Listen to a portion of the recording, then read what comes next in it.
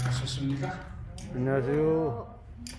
우리 장로님께서 기도하신 대로 오늘이 1월 마지막 날이죠? 예. 1월 30일. 한 달이 지났습니다. 엊그저께 신년 초하루를 하고 안식일 예배를 드렸는데 예. 눈 몇 번 감았다 뜨니까 한 달 지났어요. 그렇죠? 예. 올해도 11달밖에 안 남았어요. 금방 또 숨 몇 번 쉬면 지나갈 겁니다. 예. 우리가 이런 걸 통해서 이 땅이 얼마나 허무한지 우리는 이 땅에 사는 건 사는 게 아니에요. 그냥 밤에 꿈 한 번 꾸는 것 같아. 그렇죠? 예. 연세 잡수신 어르신들은 아주 동감하실 겁니다. 예. 우리는 하늘에 가야 진짜 사는 거예요. 이게 사는 게 아니에요. 그냥 뭐 번개가 지나가는 것 같다. 끝나. 감사합니다. 자, 오늘은 야고보서 연구 12번. 전번에 두 번 할 걸 한 번 할 걸 반씩 나눠서 하는 겁니다. 30분 이내 끝내야 되니까. 그래서 전번에 제목이 똑같아요. 세상의 정욕을 제어하라. 넘버 2입니다. 두 번째 시간. 야고보서는 설교도 아니고 하나의 성경 공부예요. 쭉 읽어가면서 해석하는 겁니다. 그래서 무슨 뭐 소론, 본론, 결론도 없고 그냥 성경 해석한다 이렇게 하고 들으시면 됩니다. 자, 야고보 4장 5절부터 10절까지 제가 좀 읽겠습니다. 너희가 하나님이 우리 속에 거하게 하신 성령이 희귀하기까지 사모한다 하신 말씀을 헛된 줄로 생각하느냐? 그러나 더욱 큰 은혜를 주시나니 그러므로 일렀으되 하나님이 교만한 자를 물리치시고 겸손한 자에게 은혜를 주신다 하였느니라. 그런즉 너희는 하나님께 순복할지어다. 마귀를 대적하라. 그리하면 너희를 피하리라. 하나님을 가까이 하라. 그리하면 너희를 가까이 하시리라. 죄인들아 손을 깨끗이 하라. 두 마음을 품은 자들아 마음을 성결케 하라. 슬퍼하며 애통하며 울지어다. 너희 웃음을 애통으로 너희 즐거움을 근심으로 바꿀지어다. 주 앞에서 낮추라. 그리하면 주께서 너희를 높이시리라. 이 세상의 정욕을 제어하라. 두 번째 시간이 되는데요. 그래서 전번에 이어서 오늘 네 번째 당신의 백성에 대한 하나님의 사랑입니다. 당신의 백성에 대해서 하나님이 어떻게 사랑하신다고요? 시기하시기까지 사랑하신다. 예. 너희가 하나님 우리 속에 거하게 하신 성령이 시기하기까지 사모한다 하신 말씀을 헛된 줄로 생각하느뇨. 너희 시기라고 하는 말은 이 헬라어로 푸도노스라고 하는데 신약 성경에 한 대여섯 번 나오는데 전부 나쁜 의미로 사용됐어요. 근데 여기서 한 번만 좋은 의미로 사용이 됐습니다. 구약 성경인 이 말이 이 카나라고 질투로 번역이 되어 있어요. 주로 질투. 그래서 이 질투라는 말은 헬라어로는 젤로스인데 이건 무슨 뜻인가 하면 그 속에 뜨겁게 불타고 있는 열이라는 뜻이에요. 하나님께서 우리를 사랑하시는 그 사랑이 당신 속에서 뜨겁게 불타고 있어요. 그래서 우리가 당신을 떠나면 하나님은 그 안에 뜨거운 사랑 때문에 도저히 참을 수가 없는 거예요. 그 안에서 뜨거운 게 타고 있거든요. 그런데 우리가 딴짓을 하면 그 하나님 속에 그 불이 너무 뜨거워가지고 하나님이 견디지를 못해요. 참을 수가 없다. 그게 여기 말하는 젤로스, 질투라고 하는 겁니다. 이 질투라고 하는 말은 한문으로도 이 시기할 질자, 강sem할 투자를 쓰는데 여기 질자를 잘 보면 이 두 개 다 질자, 투자 다 계집여자가 들어있어요. 계집여자. 여성들이 줄 아는 겁니다. 이거 여성들이. 근데 질자는 계집여자다 병질자가 붙어 있어요. 그래서 일종의 병이라는 거예요. 여성들이 시기하는 병, 시기하는 여성의 병이 바로 질투라고 하는 겁니다. 여성분한테 죄송합니다. 이 글자가 그렇게 됐네요. 예. 그래서 성경에 나타난 하나님은 질투하는 하나님이에요. 예. 자, 여기 출애굽기 10장 5절, 그것들에게 절하지 말며 그것들을 섬기지 말라. 나 여호와 너희 하나님은 질투하는 하나님인즉 나를 미워하는 자의 죄를 갚되 아비로부터 아들에게로 3, 4대까지 이르게 하거니와. 예, 또 한 말씀 보면 출애굽기 34장 14절, 너는 다른 신에게 절하지 말라. 여호와는 질투라 이름하는 질투의 하나님이라. 예, 하나님이 질투를 하신다. 참 어떻게 보면은 참 조금스럽죠. 근데 질투하시라. 이 하나님과 당신의 백성은 부부관계예요. 부부관계. 맞습니까?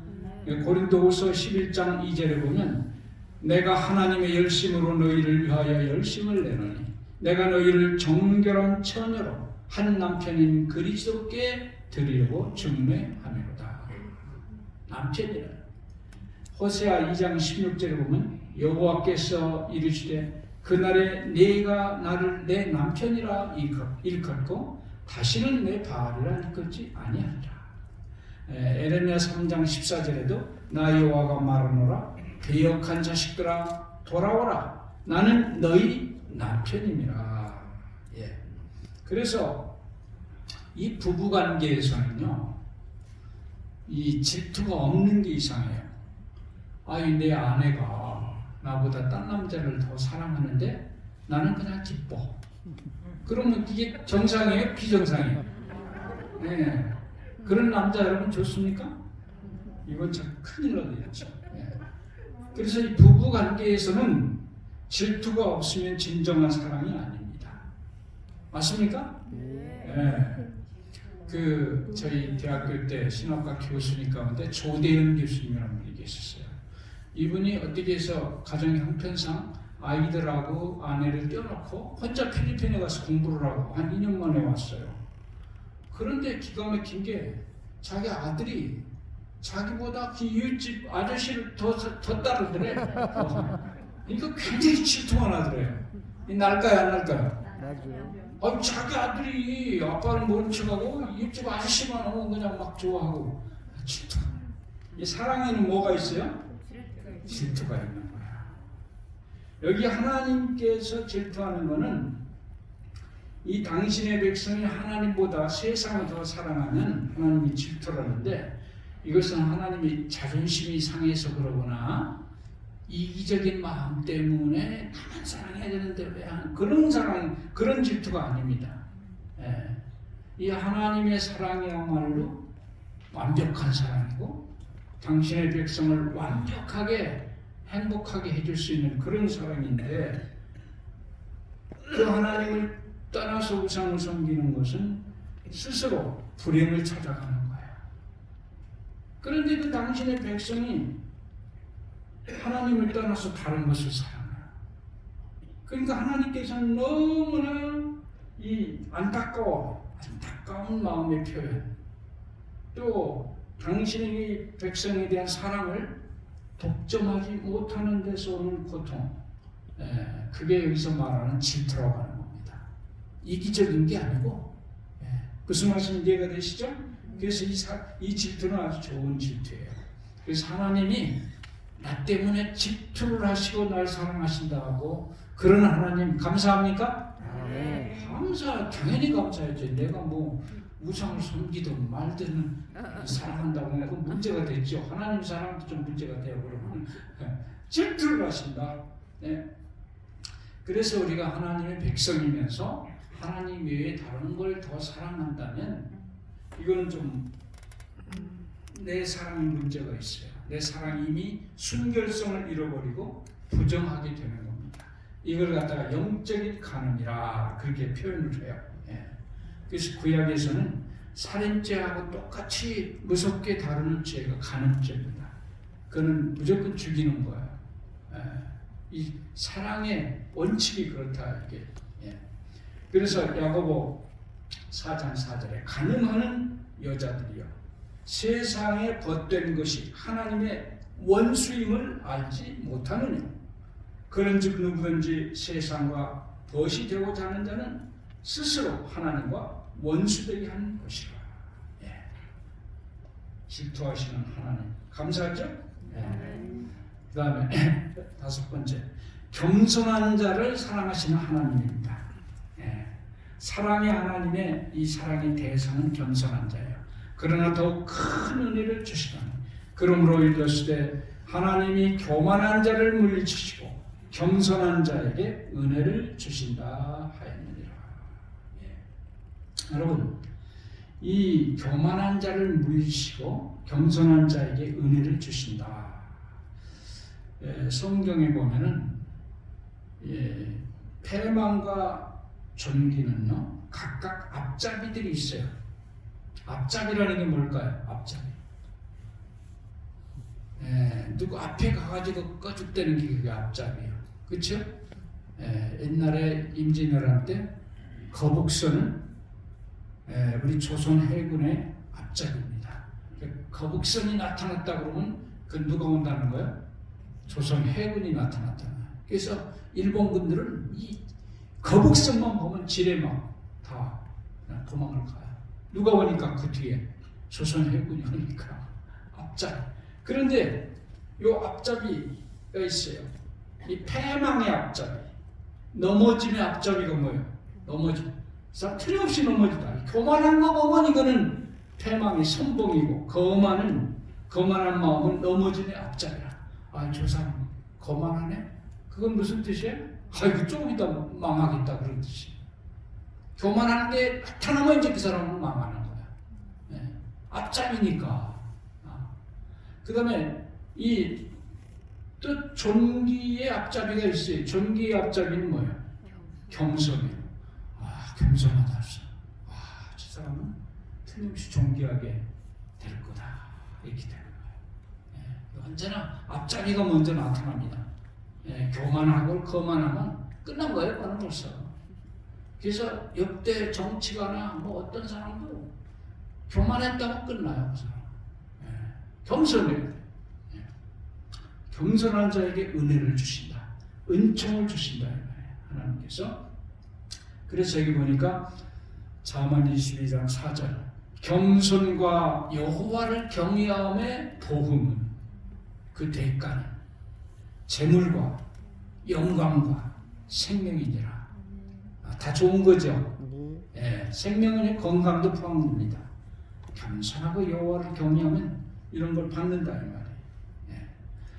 또 이사야 57장 15절에 내가 높고 거룩한 곳에 거하며 또한 통회하고 마음이 겸손한 자와 함께 거하노니 이는 겸손한 자의 영을 솟게 하며 통회하는 자의 마음을 솟게 하려 함이라. 하나님이 계시는 곳이 두 가지예요. 한 가지는 어딘가 높고 거룩한 곳이 하나님의 보좌. 또 한 곳은 어딜까요? 겸손하고 통회하는 자의 심령 가운데 하나님이 거하십니다. 예. 그 다음에 여기 보면 정욕을 이기는 방법이 이제 계속해서 나와요. 정욕을 어떻게 이기느냐? 첫째, 하나님께 순복하고 마귀를 대적하라. 그러면 돼요. 예. 그런즉 너희는 하나님께 순복할지어다. 마귀를 대적하라. 그리하면 너희를 피하리라. 하나님을 가까이 하라. 그리하면 너희를 가까이 하시리라. 죄인들아 손을 깨끗이 하라. 두 마음을 품은 자들아 마음을 성결케 하라. 하나님께 어떻게 하고 하나님께는 순복을 해야 되고 마귀에게는 어떻게 해요? 대적을 해야 돼요. 이거 거꾸로 하면 안 돼요. 거꾸로. 하나님은 대적하고 마귀는 순복하는 사람이 꽤 많아요. 거꾸로 해야 돼요. 반대로. 이 하나님께 순복한다는 것은 억지로 행동만 이렇게 순종한다는 게 아니에요. 하나님을 사랑하는 마음으로 하나님께 굴복하고 순종해야 된다 이런 뜻이에요. 그래서 이게 하나님을 순복한다는 말 다른 말이 하나님을 가까이 하라. 또 손을 깨끗이 하라. 또 마음을 성결케 하라. 이게 바로 순복하는 자세입니다. 예. 마귀를 대적하라. 마귀를 대적한다는 것은 마귀에 대해서 대적, 처음부터 적이라고 생각하고 적대감을 마음에 품고 대항해서 덤벼라 이 말이에요. 대항하지 않고 다른 말로 하면 적의가 없이 속으로는 조금 좋아하면서 피하기만 하면 안 돼요. 마귀는요 적대감을 가지고 있는 사람인지 속으로는 좋아하면서 이렇게 적대감 갖는 것처럼 하는 사람 금방 알아봐요. 끝까지 쫓아와요. 끝까지. 맞습니까? 네. 어디든지 쫓아와 그 사람한테는. 그 필리핀의 우리 삼육대학에 아이아스 대학에 유명한 교수님이 계셨어요. 페르난데스 박사라고 벌써 돌아가셨어요. 옛날에 그 마르코스라고는 필리핀 대통령이 있었죠. 그 양반하고 친구예요. 나이도 많아. 근데 이분이 한번 강의를 하는데 그분 참 짓궂어요. 짓궂은 분인데 그 얘기는 다 할 수 없고 한번 이제 형하고 같이 그 바닷가에 무슨 뻘이 있는데 거기 이제 개를 잡으러 갔대요. 개가 이제 구멍 파고 들어있잖아요. 근데 보통 개 구멍보다 훨씬 큰 구멍이 하나 있더래요. 그래서 형 이거는 큰 개가 틀림없다. 손을 넣어라. 그 형이 손을 넣었어요. 근데 안 닿는 거. 안 닿는 거. 그럼 조금 더 집어넣어. 이게 진짜 큰가 봐. 더 넣는데 안 닿는 거. 좀 더 넣어라. 깊이 넣으니까 뭔가 부드러운 게 잡힌다. 그거야말로 큰 개라고. 끄집어내라. 훅 잡아서 훅 끄집어냈더니 큰 구렁이가 나오는 구렁이. 그래서 이놈이 날라라 맞으니 자기를 탁 쫓아오더래요.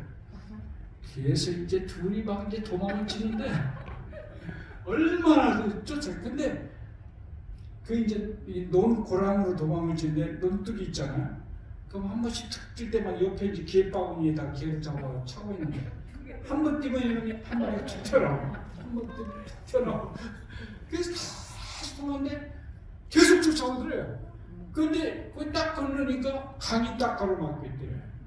그 갈 데가 없는 거라. 그래서 이 형제가 원래 한 7살이라 됐나 아주 어렸을 때 도망갈 데가 없어가지고 딱 뒤를 돌아 할 수 없이 뱀을 딱 째려봤대.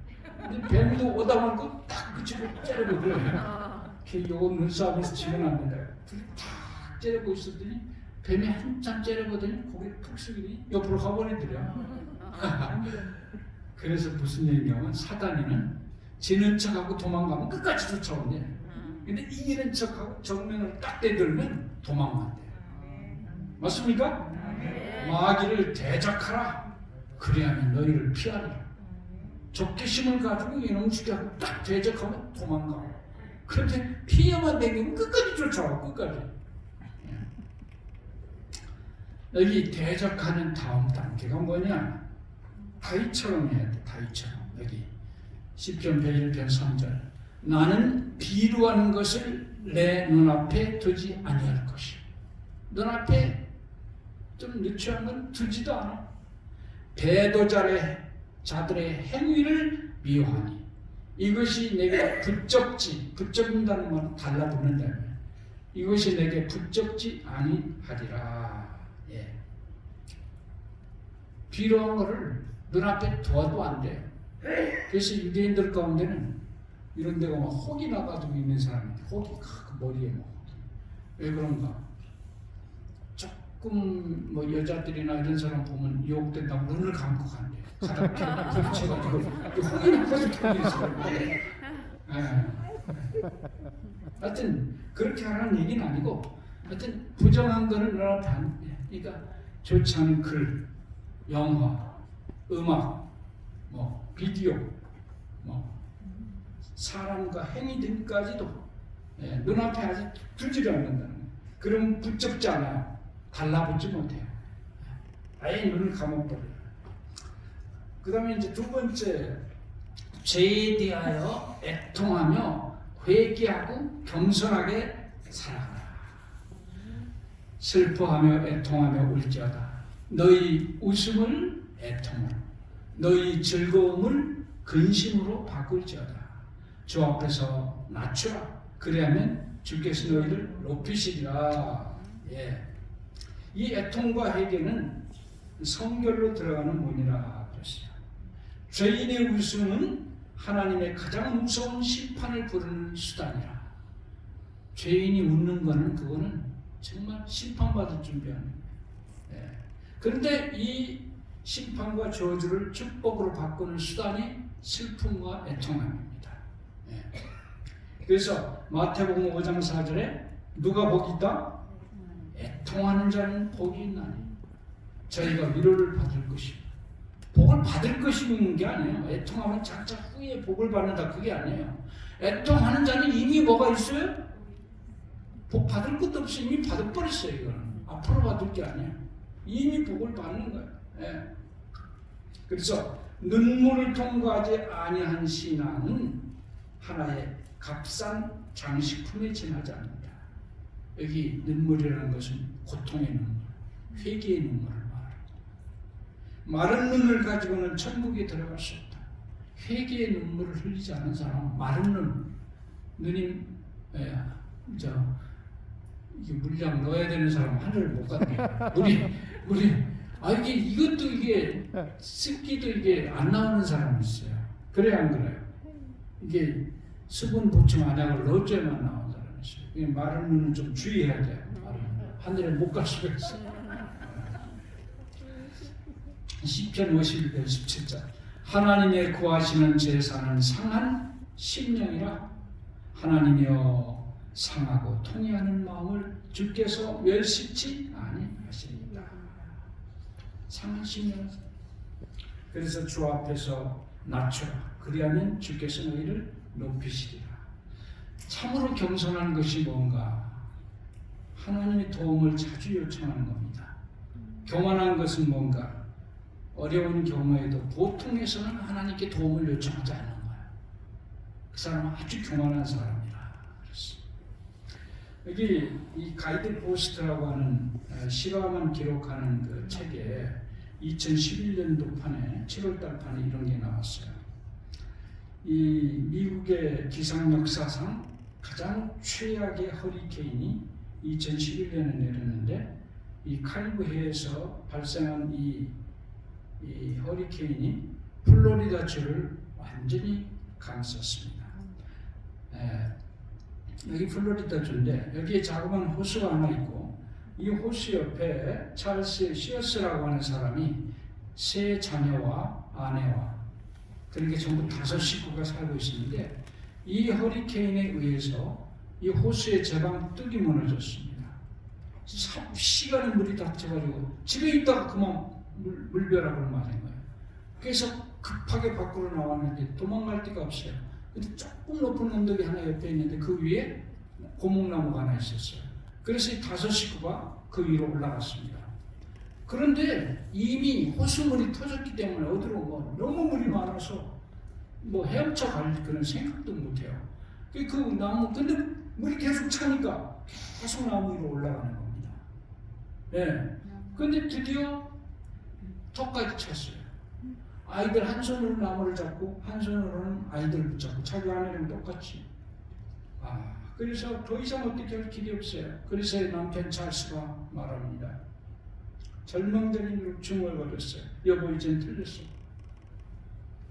이건 정말을 선고하는 말입니다. 그렇지만 그 아내는 그걸 받아들일 마음이 없었습니다. 그래서 여보 그런 말 말아요. 무슨 수가 생길 거예요. 당신은 아이들이나 잘 보호하세요. 그렇지만은 힘없는 소리였어요. 드디어 턱까지 이제 차올라가지고 조금만 더 되면 자기가 이제 숨을 못 쉬는 판이에요. 예. 그때 찰스가 다시 한번 허탈한 심정으로 중얼거립니다. 여보, 이젠 포기하자. 이젠 틀렸어. 그러니까 아내가 갑자기 이 물을 삼키면서 아니요, 여보, 우리는 살 수 있어요. 그러더니 뭔가 자기가 까맣게 잊고 있다는 걸 생각했습니다. 여보, 우리가 우리를 도와주시는 예수님을 잊었네요. 그러더니 갑자기 찬미를 불렀어요. 우리 찬미 117장 너 근심 걱정 말아라. 너 근심 걱정 말아라. 주 너를 지키리. 주 날개 밑에 거하라. 주 너를 지키리. 주 너를 지키리. 아무 때나 어디서나 주 너를 지키리. 늘 지켜주시리. 자, 이 가족이 그 무리와 찬데도 그 노래를 부르니까 갑자기 이 솟구치는 소망에 감당할 수가 없어가지고 울음을 터뜨렸다는 거예요. 근데 그 순간 자기들을 내려다보고 계시는 예수님을 느낄 수가 있었답니다. 그 순간 저쪽에서 호숫가에 있는 배 하나가 물이 차니까 떠내려와가지고 자기들한테 오더래요. 어디 갔다 이 배가 있잖아. 그래서 그들은 하나님을 찬양하면서 그 배를 타고 구원을 받았다. 이거는 실화입니다. 예, 우리는 좀처럼 하나님의 도움을 구하지 않는 게 용감한 게 아니고 작은 도움이 필요해도 그때 구하는 사람이 겸손한 사람이에요. 아멘. 예, 자,